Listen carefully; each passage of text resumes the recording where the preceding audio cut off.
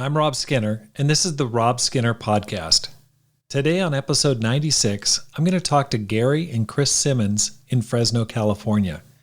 Gary and Chris have served as bi-vocational leaders of the Central Valley Church of Christ since 2000. In this episode, they share how they've been able to serve as tent makers for nearly 14 years, how they bought a massive church campus for $1. They share the power of staying in one place for a long time and their plans to start a new church planting next year. All this and more on the Rob Skinner Podcast.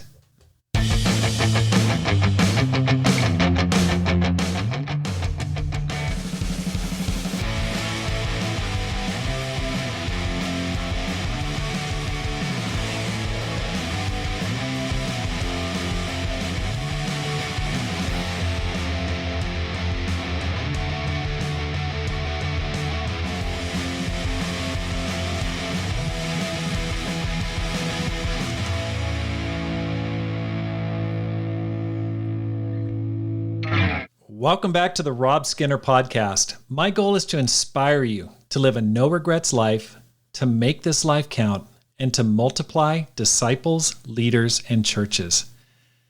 Today on my podcast, I've got Gary and Chris Simmons from Fresno, California. Gary and Chris lead the Fresno Church of Christ, and they've done so for about the past 21 years, since 2000. What's unique about Gary and Chris is that they are bivocational ministers and have been for around 14 years. Gary is a teacher, and Chris has a number of different pursuits that she's going to be sharing about. They've got an amazing story about how they got a church for free, and I look forward to having them share about that. I've known Gary and Chris for a long time.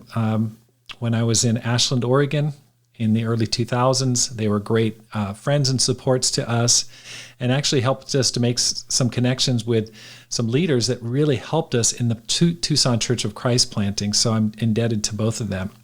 They've got a great story, and I look forward to having you hear their story. Gary and Chris, welcome to the program. Thanks, Rob. Hi, thank you. Thanks for having us. Would you guys mind to share how'd you guys become Christians? Go ahead, Chris. My mom, Jan Banks, became a Christian in the Providence, Rhode Island church in, 86 or so, while I was in high school. And not long after her, my little brother, who was about 15 at the time, Doug Banks, became a disciple also. I thought, good for them. My dad and I, they found their thing. And I went away to college. I would go to church with them, and I loved it. But when I went away to college, I went to Boulder, Colorado, went to CU, and partied my first year. And then when I was home, I thought, I need to study the Bible to get the monkey off my back, and to prove that this isn't for everyone. And so I did. I studied the Bible all the way through with some awesome patient sisters in the Providence Church. Thanked them, went back to college, didn't do anything with it. But, those seeds are planted in your heart. And so I got back to CU, and probably by early September, I had called the church again, just to get the monkey off my back there. I called the church, and lo and behold, disciples lived in my dorm. Jody Priestley May, who's she and her husband lead the church in Fort Collins now. But she lived in my dorm, and another sister, they came. Kurt and Patty Simmons were leading the campus ministry at the time. Dan Rice was their intern. He was dating Heidi. And so I just lucked into a golden moment of the kingdom. Brian Craig was in that campus ministry. Dessa had just become a disciple. Marshall Mead, all these, So I got a chance to study the Bible again. And this time it dawned on me that I was toying with this opportunity that God kept offering me. And, was I going to wait for something where I was shocked, or where I was alarmed into needing God, rather than just seeing him for who he is and going towards it. So I did get baptized in October of 1989 in the Boulder church. And yeah, that's how I got started.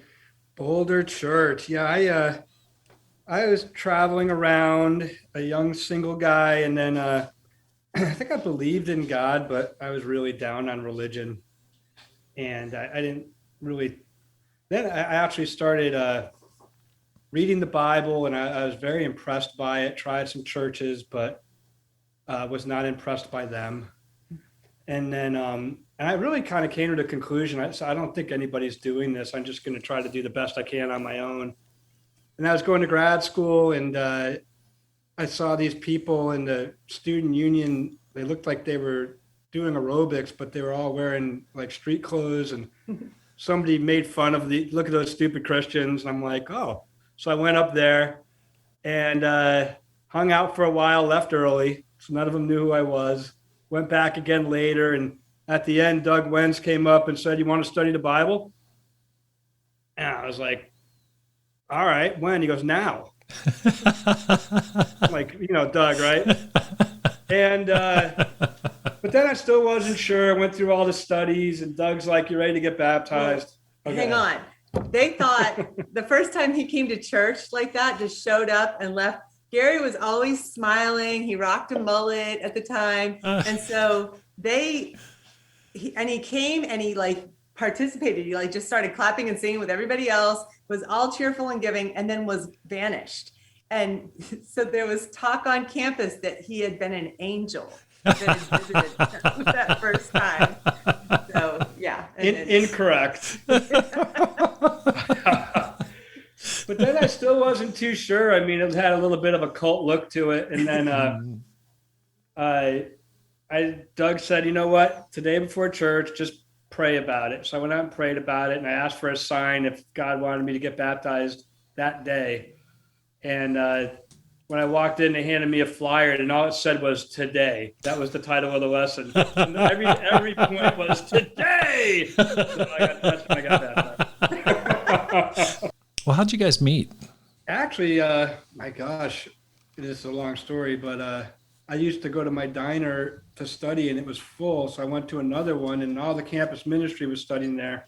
And I was just studying the Bible, and Chris and a friend came up and was like, "Hey, I saw you at church. Come study with us." And it was kind of love at first sight for me, but she was dating somebody, and but God worked it out. Yeah, I remember seeing him get baptized, and seeing him around church, and but we didn't actually start dating. We got to go on a mission team planting to Lincoln, Nebraska, and I was still dating at the time that was planted. But my boyfriend at the time and I broke up while we were there, and a while after that, Gary and I went on our first date. It was a Sadie Hawkins dance that we were having. So the girls asked the guys, and all the girls liked Gary. And I was following up to see if this sister that I had challenged to be more bold had asked him. So I asked Gary, "Has anyone asked you to the dance yet?" to see if she had. And he goes, "No." And he smiled at me really big. And I was like, now it sounds like I'm asking him. And I was like, well, doggone it. Shame on her for waiting. And so I asked him. And I've been praying every day that the one who asked me would be the one. And then I just started praying that Chris would ask me. Oh my gosh. You guys are strong on signs. That's good. We are married the next week. No. Okay, so what year were you guys baptized? So you're baptized 89 and Gary? 90. Okay, right around the same time at the Boulder Campus Ministry, CU Boulder. How'd you guys get to what's Metro that? Denver. Metro Denver. Okay, nearby. How did you guys get to Fresno, California? Well, we needed a map. We'll put it that way. It wasn't on my Thomas guide, so I didn't know where it was. We already agreed to go. So we wanted to go in the ministry, but we were never your typical ministry type. I think always kind of good right-hand couple, good shepherds. I wasn't good looking enough. We got married in 1993. Right after we got married, we were really close with Greg and Kathy Moretsky and Jay and Carol Kelly. and they left Denver around that time, right after we got married, to go to LA. And so we came with them. We came out to LA with them just to help out, I guess at the time, I think they needed a lot of Bible talk leaders. So we were in LA for a number of years. We wanted to go in the ministry, expressed that all the time, always never were quite the right fit, too old or too young or too white or too, just not the right demographic of what the need was at the moment. And so, we had other jobs, we shepherded, we got a lot of great training. And then one time we were told that there was an opportunity. We were part of a swap, basically, with a couple from the Bay Area church. And so we moved up to the Bay Area, and this other couple moved down to the LA area. And while we were in the Bay Area, we got lots of training to go in the ministry, but we also got more discipling on our marriage and on our character than we had in a while. And it was a really tough time. The upside was my family was in the Bay Area. We got to be with them. We learned a lot. And then we got hired in 1998 to go in the ministry, late 1998. We served in the Bay Area for a little while. We got to go to Alaska. We got to come back from Alaska. And in Alaska, we got to taste that we liked leading a little church on our own. Yeah. It was really fun, but we knew that was going to be a temporary opportunity. So we loved the Anchorage church, came back to Fremont, loved Fremont. But then we were asked if we would be willing to take over leading the Fresno church. The couple that was here at the time was a newlywed couple. And I think they just wanted to come in and get more training and more help with their marriage and things like that. So we looked up on a Thomas guide where Fresno was compared to the Bay Area. And it wasn't in that Bay Area Thomas guide. So we had to learn where Fresno was. We had already said yes, not really knowing. Because we knew we wanted to try leading our own church again after feeling that time in Alaska. So, yeah, I mean, the short story is I think God the broken road that took us home, it was a lot of hard kind of steps, but it was all the training we needed to bring us right to where we are. Right. Now, for those who are listening who are not in country or familiar with Fresno, can you explain roughly where Fresno is and what it's known for? Yeah, and California is obviously a large state that runs along the western coast, and it's mostly known for its beach cities like San Francisco, LA, San Diego. But there's a mountain range that runs along that coast, and then there's the Rockies. And in the middle of that is a valley that runs the whole length of the state called the Central Valley. And it's kind of overshadowed by the flashy cities, but it's the most fertile valley in the world. Right. It's the most productive agricultural zone. So there's just a ton of, Yosemite and great, you can drive everywhere. You can go to San Francisco for the day, LA for the day. Housing's affordable. It gets a little warm in the summer, but you got 4 seasons, and it's such a, I feel like it's a hidden jewel. It is. Yeah. It doesn't get respect because it's not, Hollywood. Yeah. I mean, if it were just ranked in terms of agriculture, it's got to be number 1 in the world. I mean, it's incredibly fertile. That whole San Joaquin Valley is amazing. It's amazing. You see these guys and they're beat up Ford 150s, and some of them are, massive multimillionaires. Right. Right. Yeah. Right. And it's literally right between, it's equidistant for us to go to LA, about 3.5, 4 hours without traffic. And to San Francisco would be about 3 hours. Sacramento's about 2.5 hours. Yosemite's about 2 hours. So we're like right in between, but a bit inland. So if you're driving straight from LA to Bay Area, you'd probably take the 101 and you'd bypass us altogether. But we're, like Gary said, we're that gateway to Yosemite. Right. So we love it. Yeah, that's great. Now, you both work bivocationally. You guys are tent makers over the course of your church's life. Can you explain why? And can you explain how that happened? Yeah, I mean, I think it's another one of these things where God just put us where we needed to be the hard way. Um, I wanted to be full-time ministry. I was like, this is what I love. It's the only thing I really care about doing, right? Shouldn't I want to do this for a living? And we were leading the Yeah. church, and then it was, rough times around, the 2003. There was some church division, and we hired this couple to kind of help us, but it turned out to be the opposite. And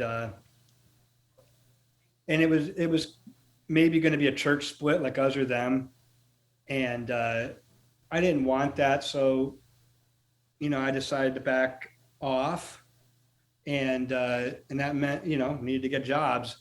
Uh, Finally, the board fired this other couple, and we didn't have any ministry staff at all. And some people were kind of thinking, "Oh, did we get them fired?" And so I was just like, I'm just gonna.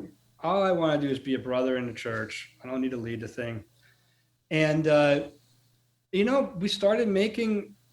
So I became a teacher. I'm a high school teacher for at-risk kids, independent study, and it felt like the ministry. I work with kids one-on-one.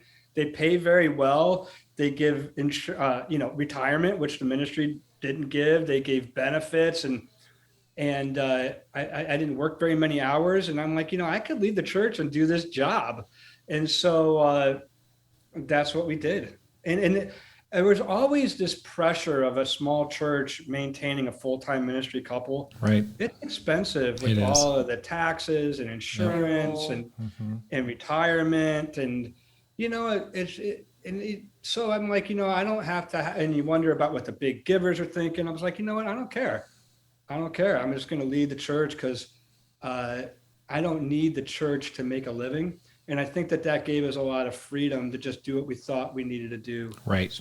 How's the church grown with that leadership model, a bivocational style? I mean, typically it'll start that way. I know we did that in Ashland for 8 years, but boy, I'll tell you, it was tough. I mean, toward the end, I was like, I'm coming to a crossroads here. It's working full time and leading a church. It taxes you. So how's can you tell us a little bit about the growth of the church, where you started out, just over the course of the past 21 years?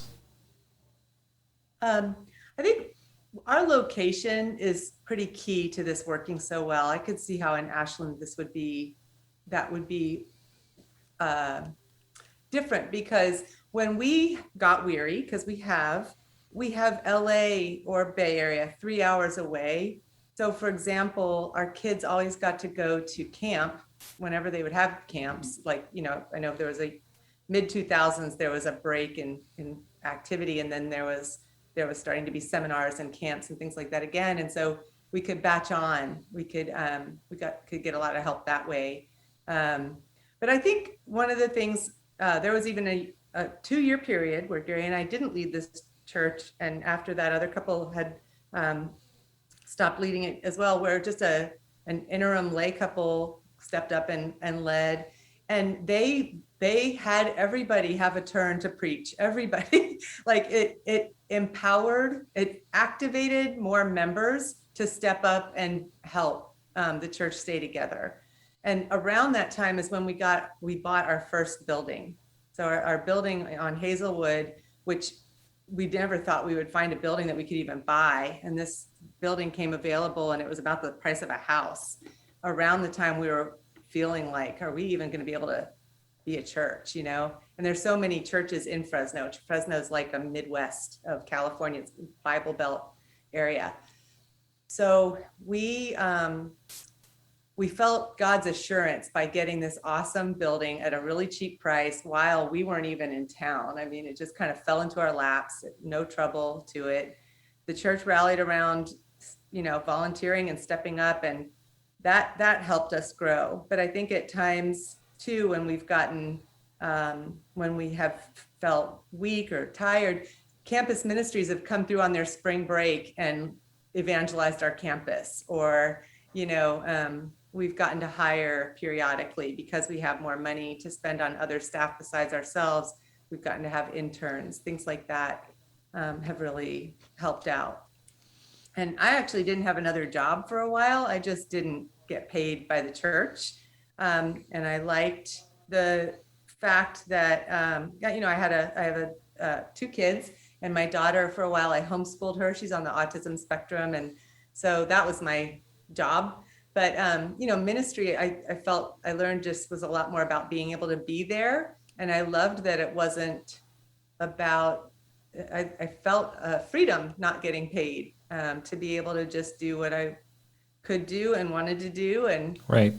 yeah, say no when I couldn't. And so it felt very much like came from the heart. Right. I really love being able to It does give a lot of freedom, and you do what you can, and then you don't worry about it, when you can't give anymore. And so that's fantastic. If you could just go back in time to the year 2000, knowing what you know now, what would you do differently?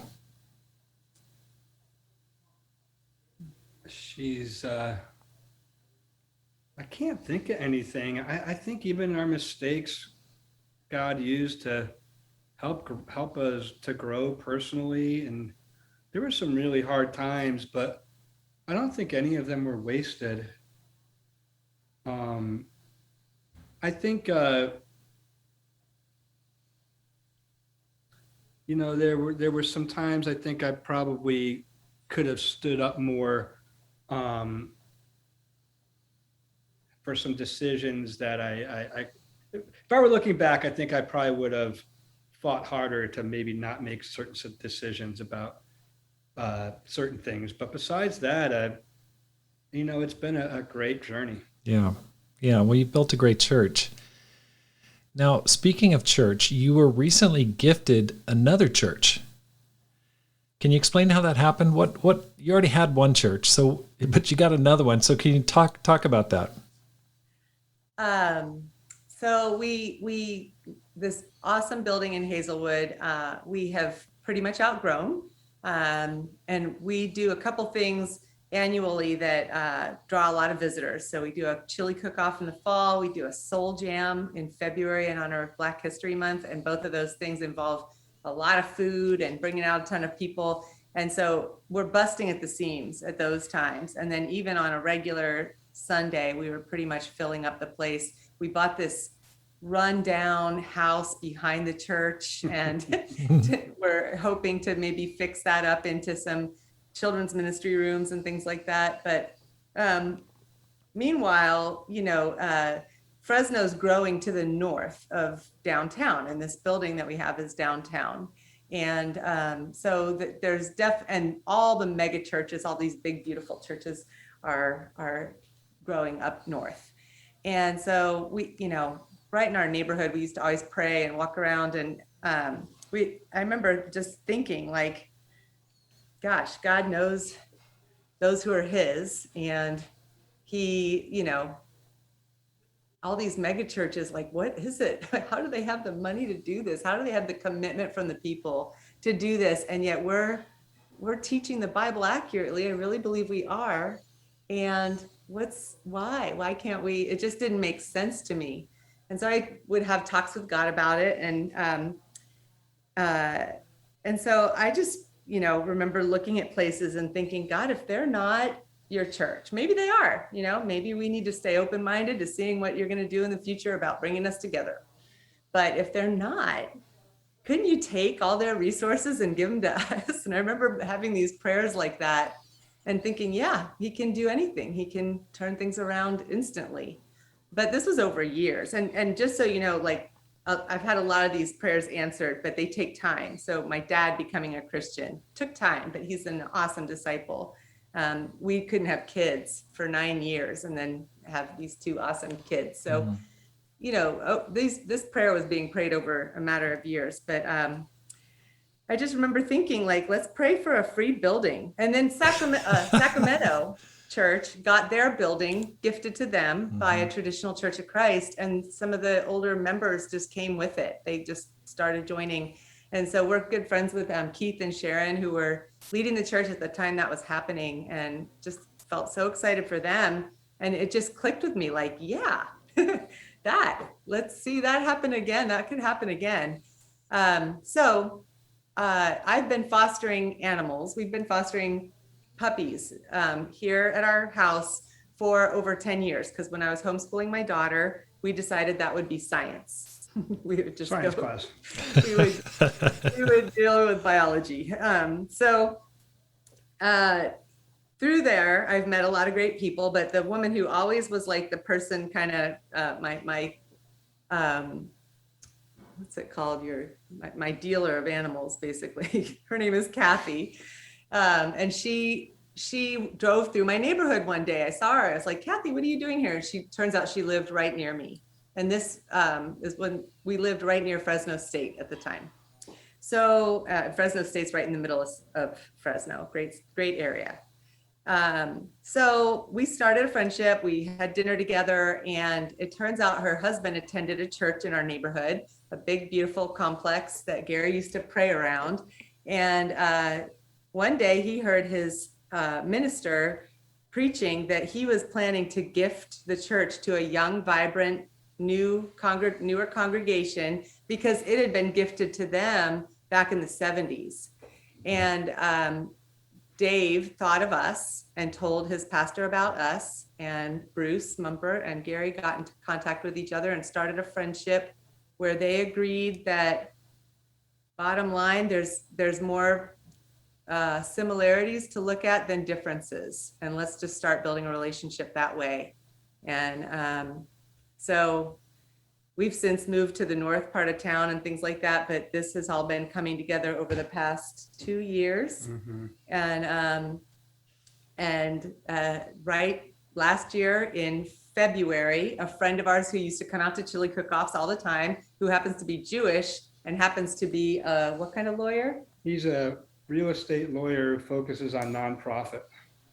He wrote up the contract for us for free. Perfect. And we signed the papers, and the very next week COVID hit. So we had 2 buildings, could meet in neither for the past whole year.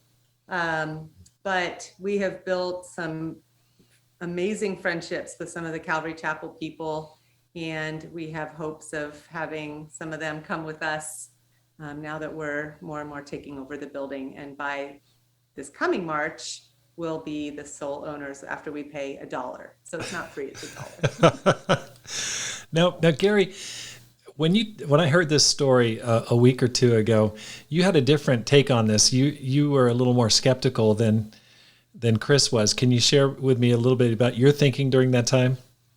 Well,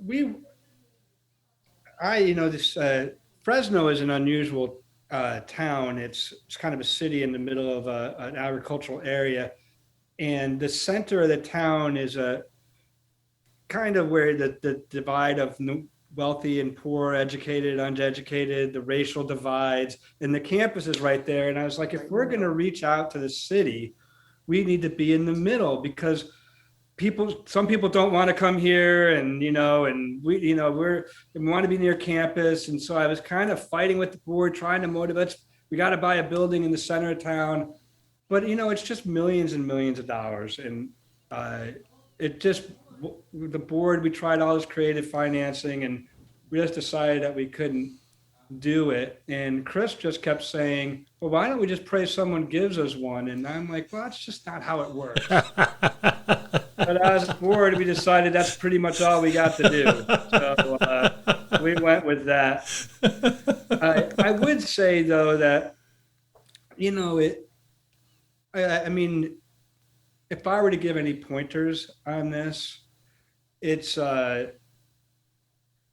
building a relationship with 2 congregations is not always very simple. There were people in their church that didn't trust our church. There were people in our church that didn't trust their church. There were people in both our church that was like, well, wait a minute, are we becoming a different religion? Why are we meeting with them? And it was just a lot of talking to people and saying, we're just going to love people. We're going to love them for who they are. and we're going to build a relationship with them. We still believe what we believe, but we're not going to not have relationships with people just because they don't believe what we believe. Mm-hmm. And more and more as people, our big thing was, me and this other minister, Bruce, decided to have an ice cream social because that seemed like the least antagonistic event possible. And so we had this big ice cream social, and all the kids, everybody's hanging out and talking to each other. And then they're like, "Oh, well, they're not so bad," right, that right. kind of thing. And Yep. that broke. And me and Bruce, we met every Monday for coffee at 9 a.m. just to talk. So he wanted to feel great about us and his decision. He was having people that wanted to buy the place, but more and more he's just like, you know what, I like you guys. So he gave it to us. That's amazing. Chris, your faith in believing that you could get a place for $1 or for free is so impressive. But for you, Gary, to get in there and really build the relationship is also equally impressive. And, I know there are people listening that they're not happy with their current situation. We are in a place that many people in our church were dissatisfied with, and we're in the process of looking around, and we've landed on a place that we're renting. But it seems like a real large order to, pray for a free church.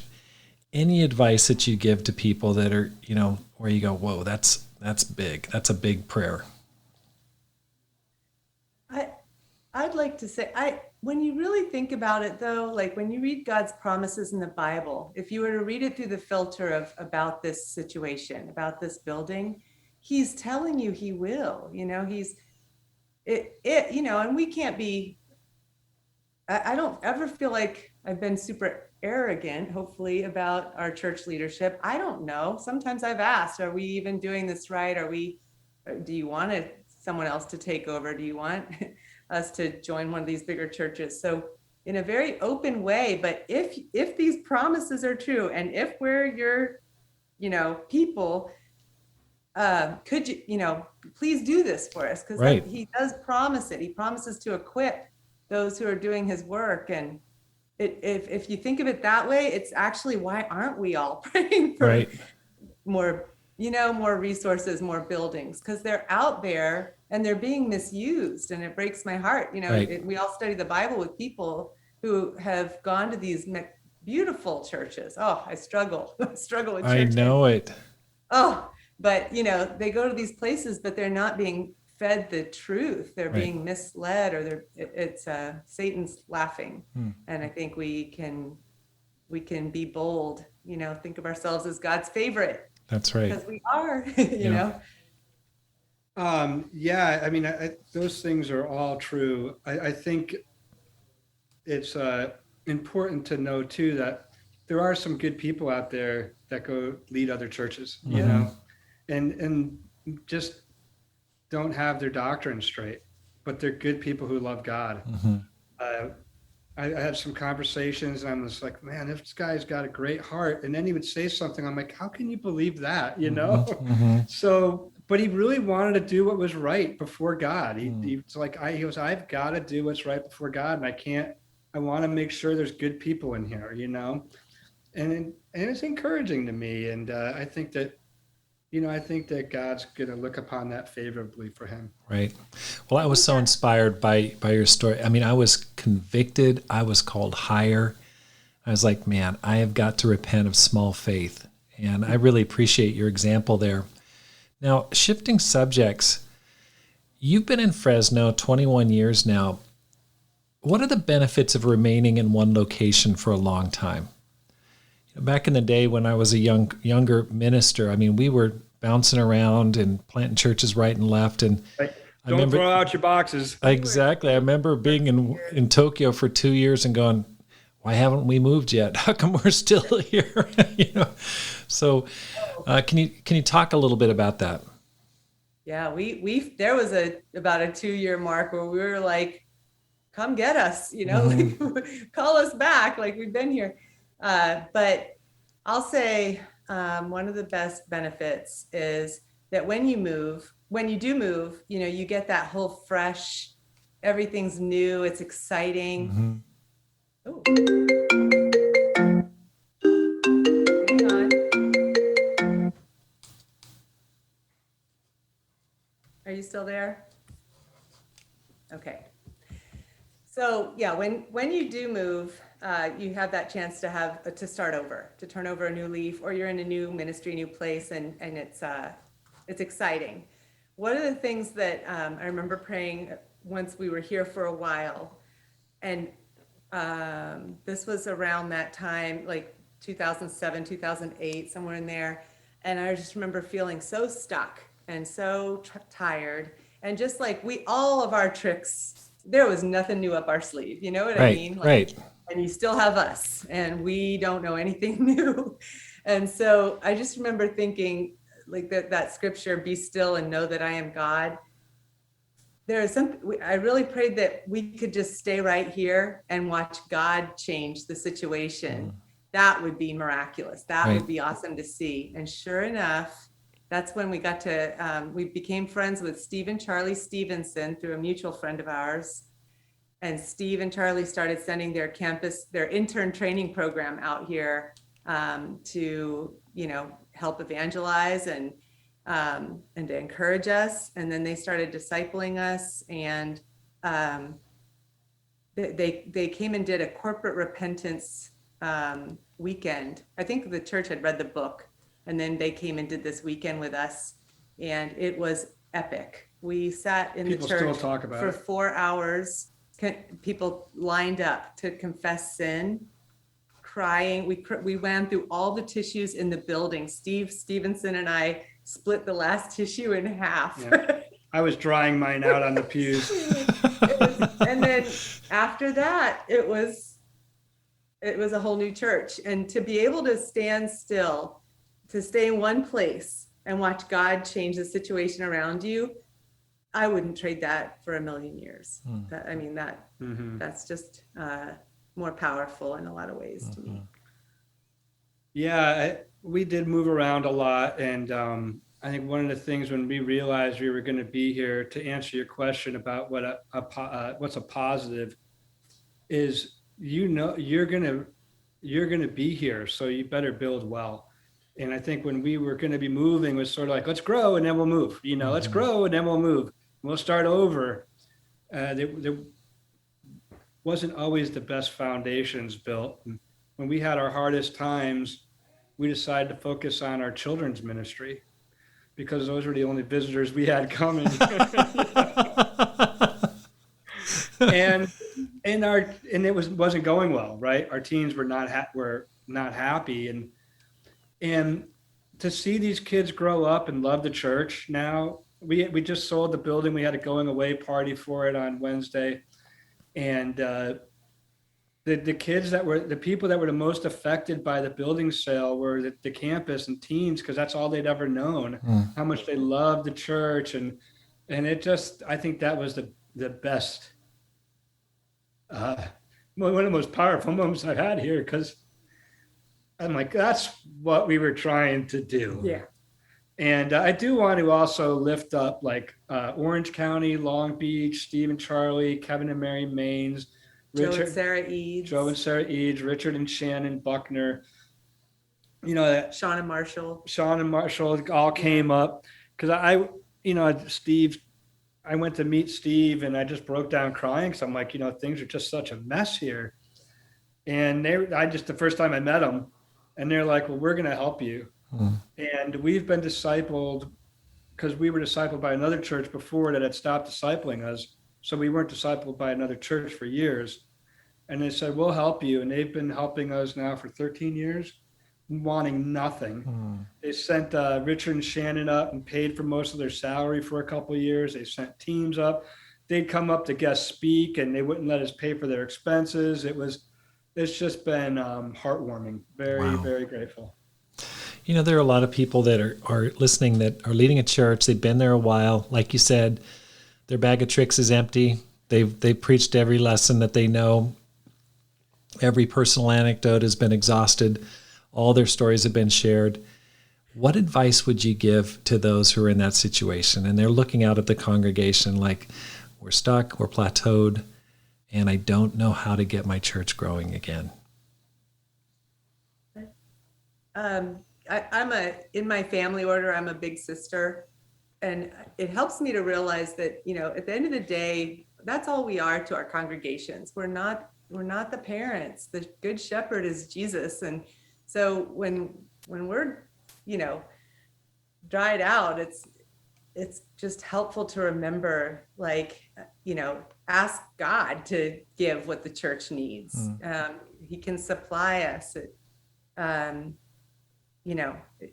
We're just fellow big brothers and big sisters to these guys, and really expect him, because he comes through. That's one of the things that's helped my faith, is seeing how limited we are, and that we're, we do what we do well, and we're growing. We're trying to grow and repent. You can always repent. I think repenting is a great example to your congregation.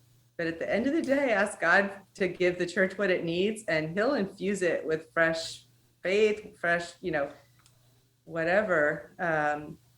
But that's what's helped me a lot. So as you can see, Chris is the spiritual heart of the group. I'm the well, what you do is you get your Google Sheets out. I can't do that. Yeah. If people ask me for practicals, I'm like, I'm going to go. Hey, I don't know. Yeah. For me, it's you get help. Yeah. You shared that. There's great guys in the church that want to help. There's great guys outside the church that want to help. And they, I've put people up there to speak that really have no business speaking, that can't speak, but now they can, and people get different perspectives from them. They hear that, that non-leaders have convictions too, and it might take them 5 weeks to write a sermon, and they might only do one sermon a year, but people are like, oh, I want to hear that sermon. Right. And then getting help from ideas for, just get help. Yeah. It's not a sign of weakness. Right. You can see why you are such a great couple, Chris. Your faith, and Gary, your practicals and seeking out and getting help. That's inspiring. I've always been struck by your humility and willingness to share. And when we planted the church in Tucson, you introduced me to a young person who had some challenges in his faith. And, I ended up asking him to go to Tucson, which you were happy to let him go, which was very generous of you. And he was very instrumental in helping our church get off the ground in Tucson. His name was David Molina. And I'm always grateful to you for that, because he was exactly what I needed at the right time. And I want to say thank you for that. My perspective of that is kind of the opposite. I'm like, what do I do with this guy? I need help, because he's such a great guy, but I wasn't able to help him. And I remember you and I had dinner at Josh's house, and I'm like, who is this guy? This guy's crazy spiritual. This guy's like, and I said, you know what, David, you got to talk to Rob. That's what you got to do. So we drove up to Ashland, and you took him on, and I was like, thank you, because he just needed something different than I could offer him. And he thrived under you, and he's doing great now. Got a wife and family and the ministry. Now he's our daughter's campus minister. That's great. It all comes around. Thanks, Rob. Yes, thank you guys. Now, you're planting a church next year. Can you tell me about that? We've been praying for the UC Merced campus for 20 years now. Mm-hmm. We knew they were going to plant a school there. Yeah. And it's going to be the largest UC in California. A lot of land there. They're building a city, basically. There's nothing there right now. It's crazy. Well, I mean, but what they put it in the middle of nowhere, and they built some already incredible stuff, but it's stretching on forever. Housing, units are going up. It's just going to be a monster.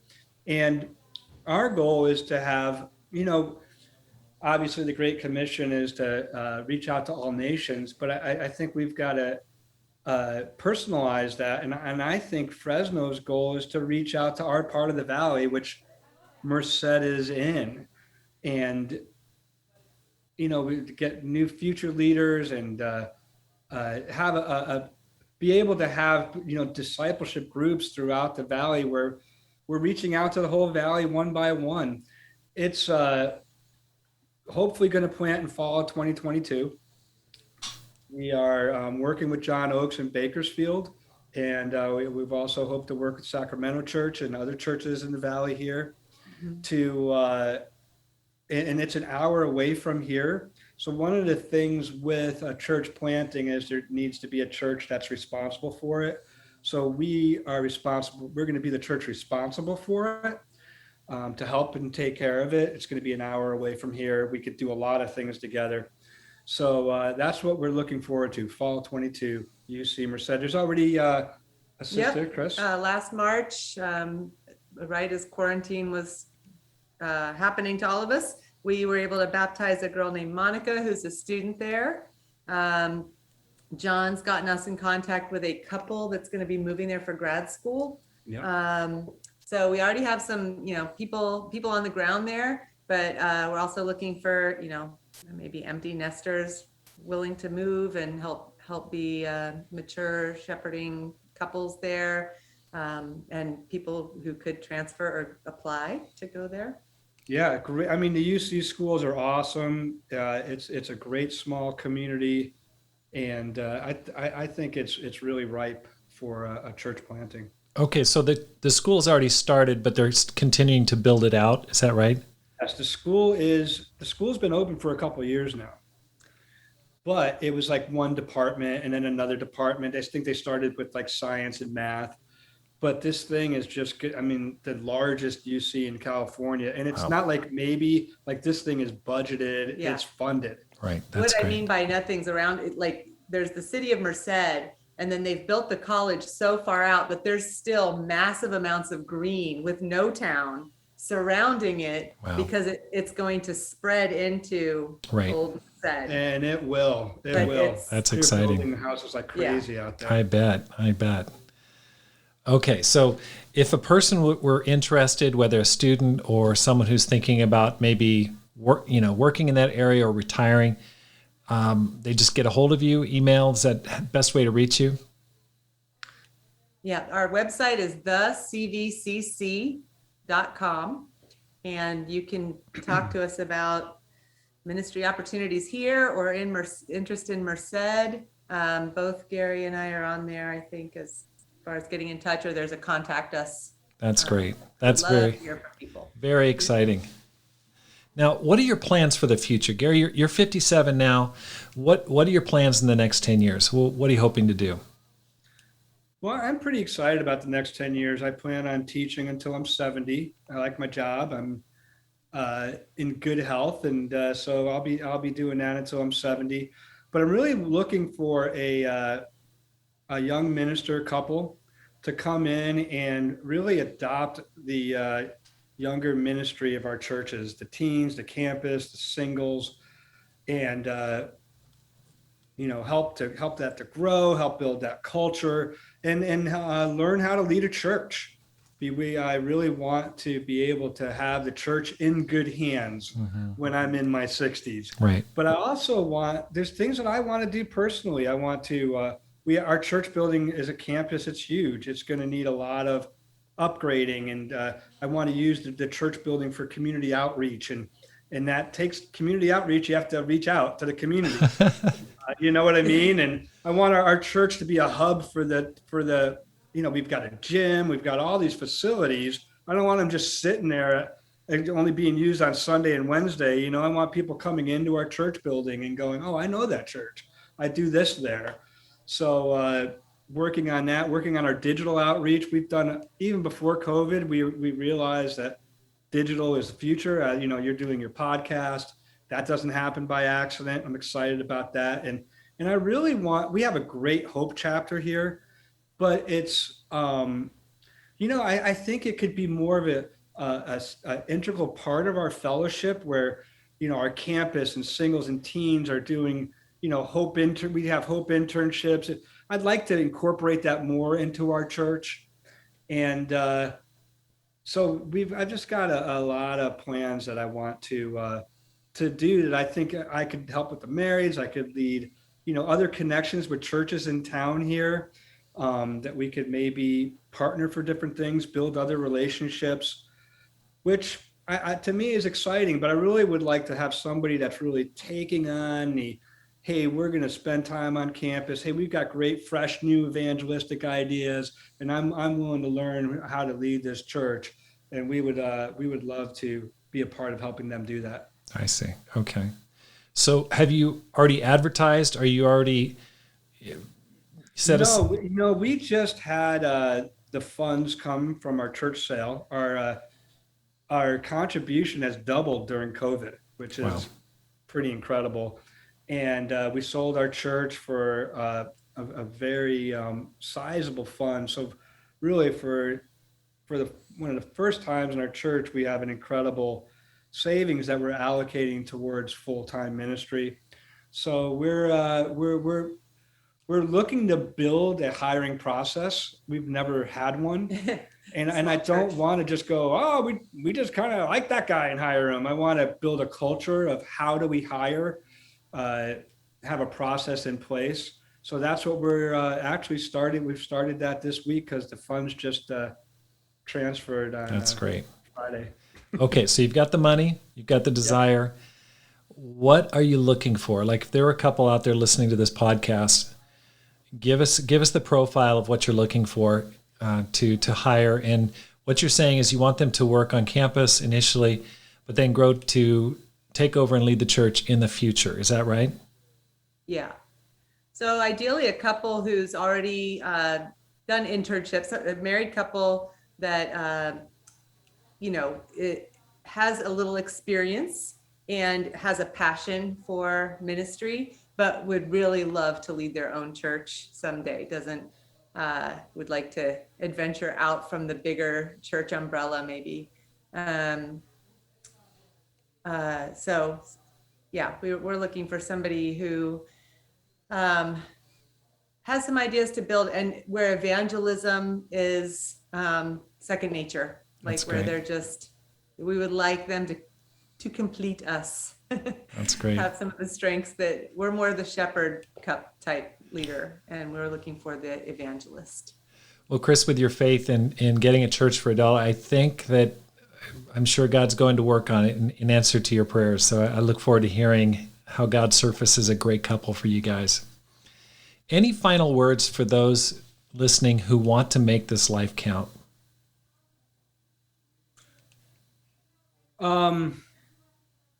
Well, to make this life count, I would just say you've got to be true to yourself and true to God. I mean, you need to take input, you need to learn, you need to be humble, but you have to do what you believe God is leading you to do and what you think you need to do. And sometimes that's going against advice, sometimes that's being different. But I just think you've got to stand for something, and it's worth it. It's worth fighting for.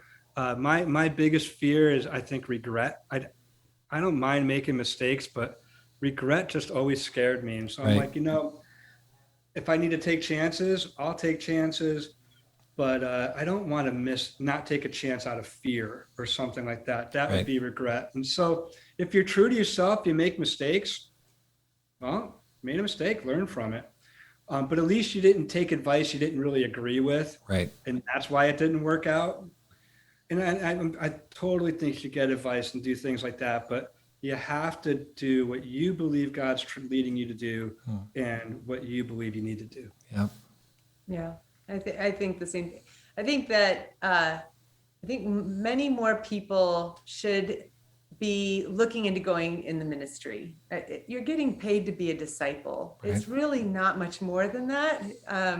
If you're trusting God to provide and you're just going to do your best, it's a job that so many people could do. And I think being willing to ask the question, well, why have we got passed over many, many times? And so we were willing to ask the question, why is that? We learned a lot about ourselves, how we were perceived, and But we kept putting the interest out there, and the interest never went away. And so even if anyone's listening that has not been the first choice of ministry for a while, but you know that the thought is still at the back of your mind, please go for it. Let somebody know. Because you know, it's God choosing, and him steering the whole time. So it's really, I think, an opportunity a lot of people push away too soon. Yeah, and the last thing you want to worry about going into ministry is the money. Right. Because, I mean, we have had hard times. God has always come through, sometimes at the last minute, but God is generous. And there's no way that if you decide to give your life to the ministry, that God's not going to be giving. You know, that God's not going to bless that. Right. Doesn't mean it's going to be easy. You might struggle. I mean, we all read the Bible. Nobody has it easy, but God always comes through. And so I just think you're putting your bet in the right place. Right. No matter what, you're on the right side.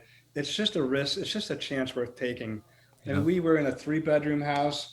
We went into ministry and we couldn't even afford an apartment. I'm like, but like, we need to like live someplace. And then they gave us a little more money. And so we were in this one bedroom apartment with this big, like, I don't know what that thing was. This huge dog in this 1-bedroom apartment. And it was awesome. Yeah. God will provide. Yeah.